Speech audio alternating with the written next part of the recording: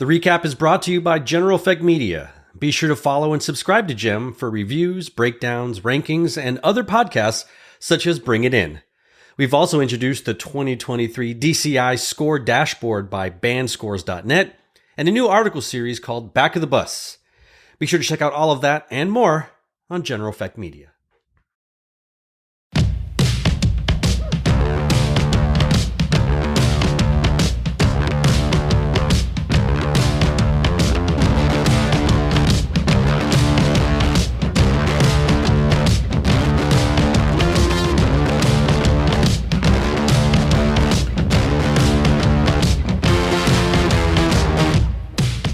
The recap. I'm Daniel Montoya Jr. Sunday, July 16th, 2023, 10:58 a.m. in the Superior Time Zone, the Central Time Zone. And boy, if you are a fan of the drum and or bugle corps and you like chaos or you like surprises or you like chalk, this weekend had everything. In the words of Saturday Night Live and Bill Hader, this weekend had everything. It was Stefan, right? Now, we can go into the rankings. We will go into the rankings. We will go into captions. We'll talk a little bit about the week ahead as we enter the Hell on Earth tour, which is the Texas Swamp Tour, which, again, as I mentioned in the last episode, it's hot. It is very hot. Right now, it is 88 degrees, and it is almost 11 a.m. Not so bad, but the high is 103 today. So, all right. So we had the Drums of All Rockies in Fort Collins, Colorado, and we had the Show of Shows in Rockford, Illinois. In that show in Rockford, Regiment was there, of course. Blue Stars, Colts, Crossman, Madison Scouts, and Genesis. And then the DATR, Blue Devils, Boston, Mandarins, Troopers, Pacific Crest, Blue Knights Academy, Seattle Cascades. Those are the world-class corps in attendance. Phantom Regiment won their show of shows, rigged, much maybe. The Blue Devils won Drums Along the Rockies. The Blue Knights didn't, so maybe that one wasn't a Blue Corps won, so technically still kind of rigged. Now, at the end of yesterday's shows, meaning Saturday, July 15th, the year of our Lord, the current top 12 looks like this, based on highest score. And again, the caveat of you can't compare scores across shows, blah, blah, blah, blah, blah. They're all within each other. And honestly, with the way things are going right now with the neighborhoods and the spreads, man, even if you had a few tenths of a difference, some of these rankings may not change at all. So right now, surprise, surprise, Blue Devils, they're in first right now. Their score is only a point and a half above the second place corps, which is currently Boston Crusaders. They went head to head. Blue Coats are in third, Carolina Crown in fourth. There seems to be a 1-2 window and then a 3-4 window right now. Sort of like this is where they're at. When we get into the 5, 6, 7 Mandarins, Phantom Regiment Cadets, that's the order right now. I think we're going to see Mandarins and Phantom fight it out for that 5th and 6th spot. Even though the Cavaliers are in 7th, I really feel like maybe we're losing a little bit of momentum on the Cadets, and Cadets might fall from the 5-6 neighborhood to like the 7-8, fight it off with the Cavaliers. Boy, usually they're fighting in the top 3. That tells you how old I am. Troopers right now in Blue Stars are tied for that 9-10 spot, though Colts are not far behind, less than a point in that 11 spot. So we could see 1, 2, 3, 4, 5, 6, 7, 8, maybe 9, 10, 11, and then 12th is in a island all themselves. Colts are in 11th. Pacific Crest are in 12th. I was looking at Troopers being in 9th. Right now, if DCI finals were today, the Pacific Crest would solidly be in finals at 12th place. We look at 13th place, and that is the corps that they bested last night at the Drums Along the Rockies by 2 full points. Blue Knights out of Denver, Colorado are in 13th. Crossman are in 14th. Academy in 15th. Spirit of Atlanta in 16. Madison Scouts in 17. Blue Devils B in 18. Music City 19. And Gold wraps up the top 20 as it is right now.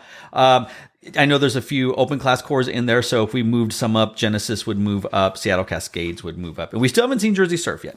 Now, as I like to get nerdy on here, let's talk a little bit about some of the fun facts provided to us by bandscores.net. but .net. Don't know why I said .net. I'm not at LSU. Here's the thing about bandscores.net. I know that AI is a touchy subject right now, but we have created our own AI. It's artificial intelligence. We jokingly refer to it as BS. Like, what's the BS this weekend? But the bandscores.net, it's all computerized, all electronic. There's no human being behind it. It's basically a computer. So the fun graphics are put together by a human being. But bandscores.net, Blue Stars break 80. This is the earliest in the season they have ever broken 80. Oh, well, not really. Since 2010. So 13 years. It's been over a decade since they broke 80 this early. However, if you look at it, that's good enough for 10th place, which I guess is fine. But considering where they were last year, one would have to say 10th place very well might be a disappointment for that team. Colts score a 79.15 in Iowa. Weird. That's crazy to me. Highest score, and crazy because I'm being sarcastic. I maybe you can tell from my voice, right? The Colts are in Iowa. They score the highest score at the Dubuque home show since the 2006 season, almost 20 years. I'm not saying there's some home cooking, but as the Corn Kids say, and spoiler alert, no, the Corn Kid isn't dead. There's a weird, vicious rumor right now on the internet that the Corn Kid is dead. Colts score 79.15 in Iowa, highest score at the Dubuque home show since 2006. And then Blue Devil C. Blue Devil C score a 56.95. Now, that is the highest score by the Core at any show since 2013. So they have bested their highest score, and they've set a record for the Blue Devil C. So congratulations to old BDC. I'm not sure if their season ends this weekend or not. I know that they tend to end their shows way earlier. They're a C Corps, a lot of younger performers. So this may very well be their final weekend show. If so, congrats to them on setting some records for the group. Now let's look at caption rankings as of today, 7/16. This is the first for the year. The Blue Devils are not ranked first across the board. As we look at weaknesses and strengths, oh man, that Blue Devils brass, that's a weakness. They've fallen to second place. But that doesn't mean they're not keeping them from winning overall right now. The brass has fallen to second for the first time. Boston Crusaders currently ranked second overall. Their weakness right now, weirdly, is brass. They're placing in fourth when every other caption's either second or third. Here's another shocker. The color guard's currently ranked third for the Boston Crusaders. Not something they're used to in quite a long time. Blue Coats are in third in brass, third in percussion, third in GE. Their color guard and visual in fourth place. But if you've seen that show, you know that it is tough. It is hard. It will probably be somewhat dirty till the very end. They've been really pushing the envelope visually, not just electronically, throughout. And, their championship show, some wouldn't call it the cleanest visually. It was definitely fun and cool. But Blue Coats got some ground to make up visually in the color guard and the visual caption. Carolina Crown in fourth, though they are first in brass, second guard, second visual, fourth in GE. Their weakness? Men. Okay, no, that's from Shoop. Fifth. Carolina Crown, fifth in percussion. We go to the fifth place drum corps, the Mandarins, who are right now destined to be a top six. Could you say that the Mandarins are a lock for a top six? If I was a betting person, I wouldn't put money on it because it's an easy bet and you won't win much. Mandarin, sixth in brass, seventh in color guard, sixth in visual, sixth in GE, eighth in percussion. Percussion, I don't have the data in front of me. I will plug it into the bandscores.net computer and say computer, and then just ask. I feel like the percussion has consistently been the quote-unquote weakest caption for the Mandarins for some time, at least as long as they have made finals. So what's that, 5 or 6 years now? We moved to Phantom Regiment. Fifth place all across the board, percussion a weakness for them. Ninth place right now. So that's definitely an underperforming caption when compared to everything else around them. We dropped to seventh. The Cadets, 7-7, 8-7, pretty across the board. Color Guard in ninth. Color Guard is their weakest caption. Cavaliers, pretty consistently in that 8, 9, 10 and all their captions, but yet again, percussion holding them down like I'll hold you down, but not holding them down like pulling them down. It's slang. Look it up. Cavaliers fourth in percussion, consistently top 5 percussion all season long. Don't see that changing. However, on their heels, overall ranking wise, the Troopers are in ninth. Their strength by far is their percussion, sixth. Their music is way overperforming in comparison to their visual and their GE. Eighth in brass, sixth in percussion, 12th in color guard, 11th in visual, 10th in GE. So the judges love what they're doing, but maybe musically. Love what they're doing musically, and saying you need to work on your feet, your spinning, all that visual stuff, and maybe the GE will come up.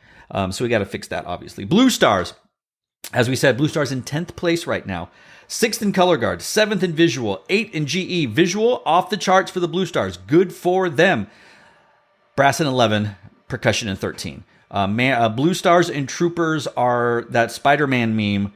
If you combine the two of them, you'd have really strong music and really strong visual, and then the other core would have weaker music and weaker visual. But Blue Stars and Troopers are mirror images of themselves right now. The Colts, currently in 11th, 9th in brass. That's their strength, along with visual. So their execution caption's very high for them.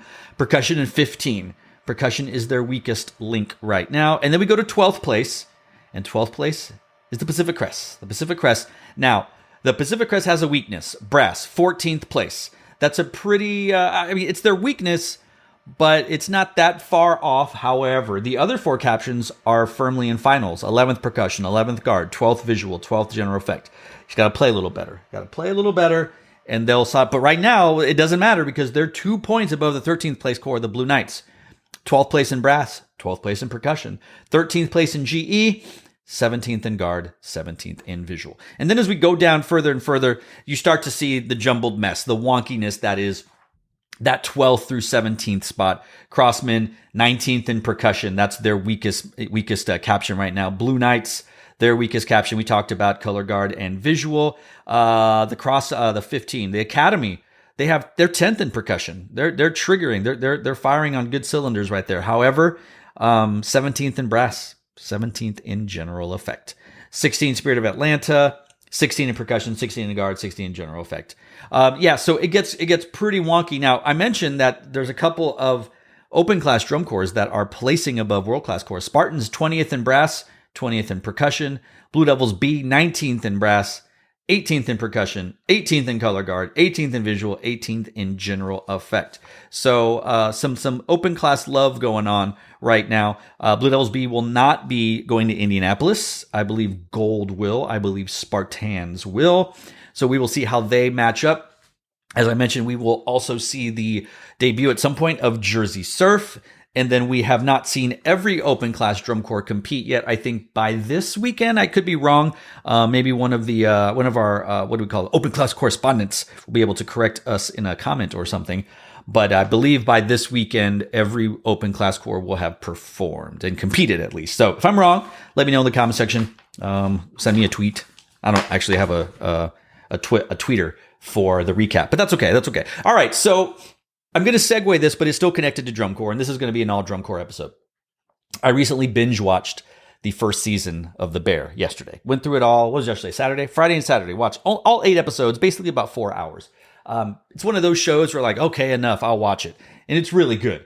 Really, really good. I enjoyed it. I'm so happy that there's a second season that I can binge watch right now. But if it's only 8 episodes as well, I'm going to be very disappointed.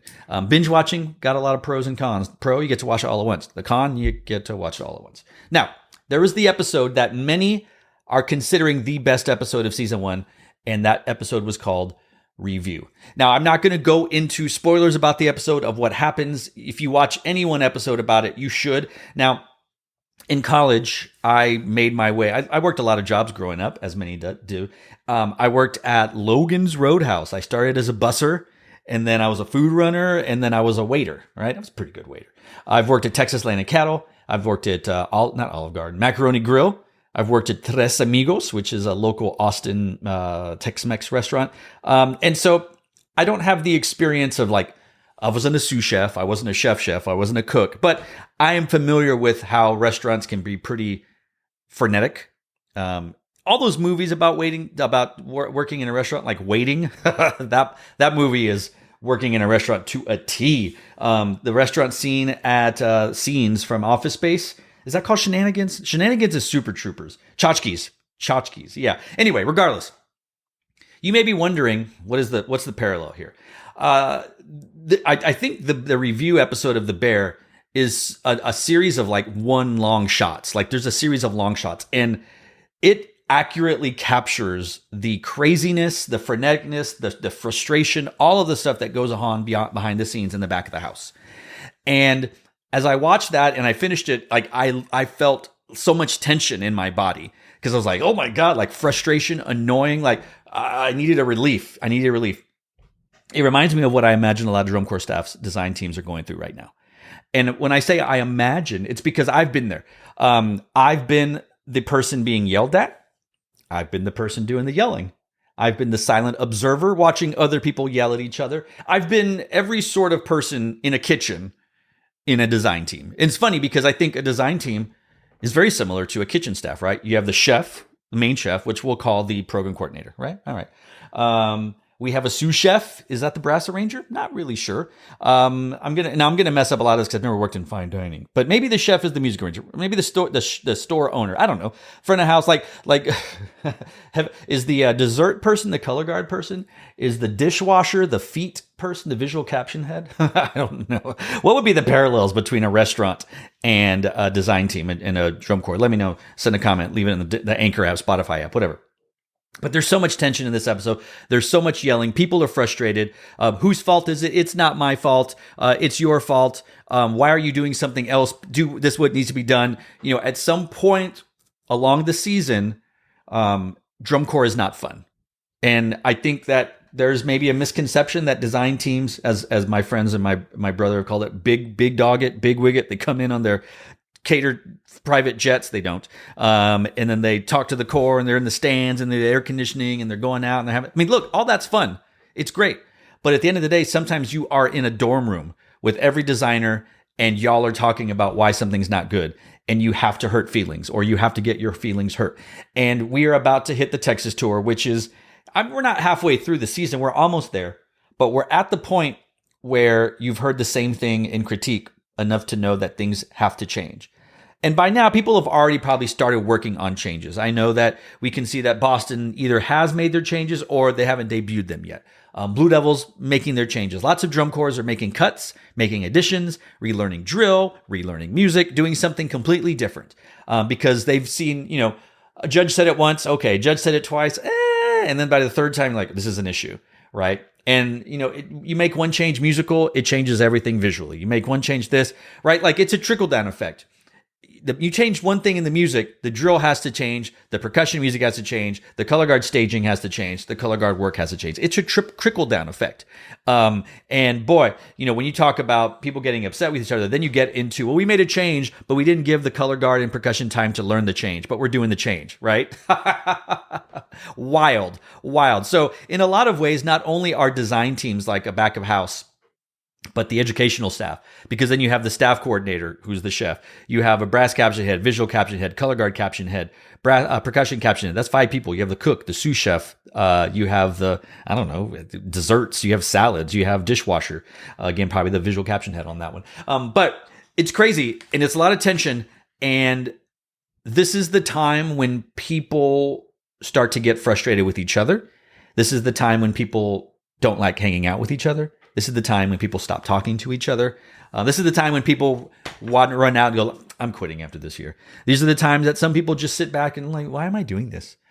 This is not a great time for every drum corps. You know, I remember somebody that were nameless said, unless you're the Blue Devils, is anybody really having fun at drum corps the whole year long? I don't know the answer to that. I don't. All I can tell you is, in my experience as a designer, as a person working with drum corps at all levels, I've worked with a Div 3 that used to exist. I've worked with a Div 2 that used to exist. Now they're just lumped together and called open class. And I've worked with open class drum corps. The most fun I ever had was the COVID year, the Indianapolis Celebration Extravaganza, ICE. That's right, boy, good initials on that one there, DCI. Because you knew you were playing 3 times at finals. And you knew you were going to perform and it was going to be fine and everyone was going to love it. And everyone did love it because drum corps was gone for a year and COVID. And it was fantastic. It was the best summer of drum corps of my entire life. It will never be that good again. That's just the way it goes. Do-do-do, do-do-do, do-do-do. Greendale's the way it is. It was just so much fun. It was so much fun. What, you know, and I'm not knocking anybody. This is a fact. What other drum corps show could you be delayed 15 minutes to find a computer screen for your show to go on and still everyone's okay with it? And you didn't, I mean, granted, people didn't like that there was a 15-minute delay, but you're fine. It was like, all right, you know what, whatever. Hey man, I'm just glad drum corps is here, right? And then, somebody said, like, yeah, it's all fun and games until scores start coming out. And that person was not wrong. Because, you design a show, and this goes for any drum corps. You design a show and you present it, and the kids are excited, and you're excited, and community's excited, and everyone's like, all right, here we go. And then you go out and you perform it, and then you get those first scores, and then it's all gone. All gone. Everything that you have worked for since, let's just say August, right? Like you've been already thinking about it. August, September, October, November, December, January, February, March, April, May, June. Your first show is July 1st, let's just say. 10 months later, you've been building it up. It's been going. It's like college recruiting. You're so excited. You have the show. You have their team. The quarterback's on fire. Everyone's going to come out. You come out and you lose to Appalachian State. Sorry, A&M. Or you lose to, I don't know, some other Sun Belt Conference team. Or if you're the Longhorns, you lose to Maryland twice in a row, 3 years in a row. Ugh. Anyway, that's not the point. The point is, if you want to know what drum corps fans are going through right now, drum corps teams, design teams, staffs, watch the review episode of The Bear. And I imagine that in some way, shape, or form, every drum corps design team and C-level suite of design of educational staffs, the caption heads, are going through some variation of this. Maybe some less than others, i.e. the Blue Devils, and maybe some more than others as we get closer down. And honestly, you could be a finalist, you could be a non-finalist, but maybe you're not performing as well as you thought. Maybe you're not placing as well as you thought. Maybe you have some captions that are not scoring as high as others, and they're feeling the heat. They're the ones getting yelled at. They're the ones on the verge of, so to speak, I'm gonna quit. Right? I don't know. There's always going to be a weak caption unless you're tied all the way across the board. But you look at it, and nobody, according to my notes here, is straight across the board. Like the Blue Devils, the closest. They were one all the way. So now, is the brass staff feeling the heat because they've dropped to second? Probably not, because they're still going to win. Winning right now. Do I think they're going to win this summer? Yeah, I think they're going to win this summer. But anyway, that's enough about this weekend. Wow, I went 20 minutes. Also, because I talked about The Bear. So go see The Bear. Go review the episode. Let me know, I don't know, in the Spotify app, or if you want to send an email to the recap at generaleffect.media. It's in the description. What do you think? How's the summer going? What do you think's going to happen? We're about to get into the Hot Texas Tour, as I said. I believe, let's see, so let's look at the calendar tonight. You can find all this on dci.org, by the way. Tomorrow, Olathe, Kansas, and Canyon, Texas. And then Tuesday, Abilene and Broken Arrow. Big time shows. We'll probably come back with an episode on the 19th because there's no show. And then Thursday, Austin and Denton. Friday, Houston and Dover, Pennsylvania. And then Saturday, the big show of the year. Probably, this is clearly the second biggest show of the year if we're not counting, final championships, because Allentown's over 2 nights. Georgia is like over 2 nights in 2 different sites, right? Like, this is true to form, a show in San Antonio. All eyes are on a pageantry event. And then Connecticut Saturday, Sunday, Mesquite, Texas on the 24th, McKinney on the 25th, and then we're in Monroe and Hattiesburg on Wednesday. We have a day off on Thursday because everyone's got to dry out their humidity-soaked uniforms, and we're off and running Murfreesboro, and then Hotlanta, and then Winston-Salem, and then Allentown. Like, it's just a whole thing. The snowball is big. We're on the other side. We're almost near the end. Anyway, love to hear what you think, how the season's going. We'll be back on Wednesday 19th to talk about how everything went in Olathe and Canyon and the Broken Arrow and Abilene. So till next time, be sure to check out generaleffectmedia.substack.com. Be sure to check out bandscores.net and the other podcast, which should be coming out relatively soon. Bring It In with Matthew Carstensen, Davey, and A-Dog. And go check out the AI that we have with bandscores.net. I think we've got to it might be feeding time, so we got to go send them some batteries. So anyway, we'll talk soon. See you on Wednesday on the next episode of The Recap.